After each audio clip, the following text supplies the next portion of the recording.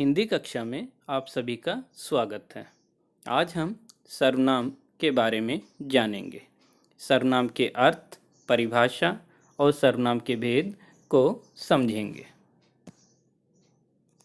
सर्वनाम का अर्थ। सर्वनाम शब्द दो शब्दों के योग से बना है। सर्व प्लस नाम, अर्थात वह नाम जो सबके स्थान पर प्रयोग किया जाता है। सर्वनाम शब्द का अर्थ है सबका नाम। सर्वनाम की परिभाषा। संज्ञा के स्थान पर प्रयोग किए जाने वाले शब्दों को सर्वनाम कहा जाता है। सर्वनाम संज्ञा शब्दों की पुनरावृत्ति रोककर वाक्यों को सौंदर्य युक्त बनाता है, अर्थात संज्ञा शब्द जो वाक्य में बार बार आते हैं उनको रोककर उस स्थान पर सर्वनाम का प्रयोग होता है जो वाक्य को और अधिक सुंदर बनाता है। उदाहरण के लिए वह, आप, उसका, कुछ, यह, हम, कोई, जो, सो, कौन, क्या आदि। सर्वनाम के भेद। सर्वनाम के 6 भेद होते हैं। पुरुषवाचक मैं, तू, वह, हम। निश्चयवाचक यह, वह। अनिश्चयवाचक कोई, कुछ। प्रश्नवाचक कौन, क्या। संबंधवाचक जो, सो। निजवाचक आप। पुरुषवाचक जो सर्वनाम वक्ता यानी बोलने वाले, श्रोता यानी सुनने वाले तथा किसी अन्य व्यक्ति के लिए प्रयुक्त होता है उसे पुरुषवाचक सर्वनाम कहा जाता है। उदाहरण के लिए मैं, तू, वह आदि। पुरुषवाचक सर्वनाम के 3 भेद हैं: उत्तम पुरुष, मध्यम पुरुष और अन्य पुरुष। उत्तम पुरुष वक्ता या लेखक अपने लिए जिन सर्वनाम शब्दों का प्रयोग करते हैं उन्हें उत्तम पुरुष सर्वनाम कहते हैं। उदाहरण के लिए मैं गाता हूँ, हम खेलते हैं। इन वाक्यों में मैं और हम ये 2 शब्द उत्तम पुरुष के उदाहरण हैं। मध्यम पुरुष श्रोता सुनने वाले के लिए जिस सर्वनाम शब्द का प्रयोग किया जाता है वह मध्यम पुरुष सर्वनाम कहलाता है। उदाहरण तुम आओ, आप रुक जाओ। इन वाक्यों में तुम और आप मध्यम पुरुष के उदाहरण हैं। अन्य पुरुष वक्ता या लेखक द्वारा श्रोता के अतिरिक्त किसी अन्य व्यक्ति, प्राणी या वस्तु के संबंध में जिन सर्वनाम शब्दों का प्रयोग किया जाता है उन्हें अन्य पुरुष सर्वनाम कहते हैं। उदाहरण के लिए वह पढ़ता है, वे खेलते हैं।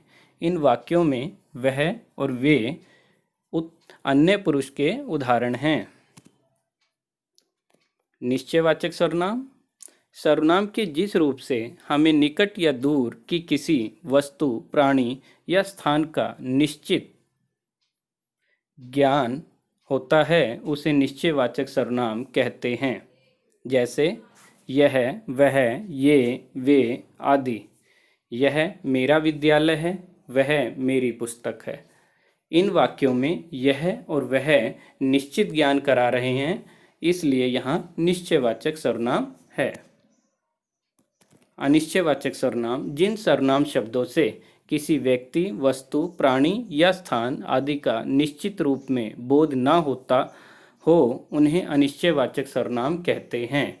उदाहरण के लिए कोई, कुछ, किसी आदि। दरवाजे पर कोई आया है, दूध में कुछ गिर गया है। इन वाक्यों में कोई और कुछ अनिश्चयवाचक सर्वनाम के उदाहरण हैं। प्रश्नवाचक सर्वनाम जिन सर्वनाम शब्दों से किसी वस्तु, प्राणी या व्यक्ति के बारे में प्रश्न होने का बोध होता हो उसे प्रश्नवाचक सर्वनाम कहते हैं। उदाहरण के लिए कौन, क्या, कैसे, कब, किसने आदि। अभी आंगन में कौन कूदा था। इस वाक्य में कौन शब्द तुम्हें क्या खरीदना है और इस वाक्य में क्या, कौन और क्या ये दोनों प्रश्न होने का बोध करा रहे हैं, इसलिए यहाँ प्रश्नवाचक सर्वनाम है। संबंधवाचक सर्वनाम जिस सर्वनाम शब्द से वाक्य में किसी दूसरे सर्वनाम से संबंध ज्ञात होता है उसे संबंधवाचक सर्वनाम कहते हैं। उदाहरण के लिए जो, सो, ऐसी, वैसी, जैसा, वैसा, जितना, उतना, जिसे, उसे, जिसने, उसने, जिसको, उसको आदि। जैसी करनी वैसी भरनी, जो करेगा सो भरेगा। यहाँ पर जैसी वैसी और जो और सो ये संबंधवाचक सर्वनाम के उदाहरण हैं। निजवाचक सर्वनाम, स्वयं के लिए प्रयोग किए जाने वाले सर्वनाम शब्दों को निजवाचक सर्वनाम कहते हैं। उदाहरण के लिए स्वयं, खुद, आप, अपने, निज, स्वयं, स्वतः आदि। हम सभी को अपना काम स्वयं करना चाहिए। इस वाक्य में स्वयं शब्द राधा स्वतः समझ गई थी और इस वाक्य में स्वतः, स्वयं और स्वतः ये दोनों अपने लिए प्रयोग हुए हैं, इसीलिए यहाँ पर निजवाचक सर्वनाम है।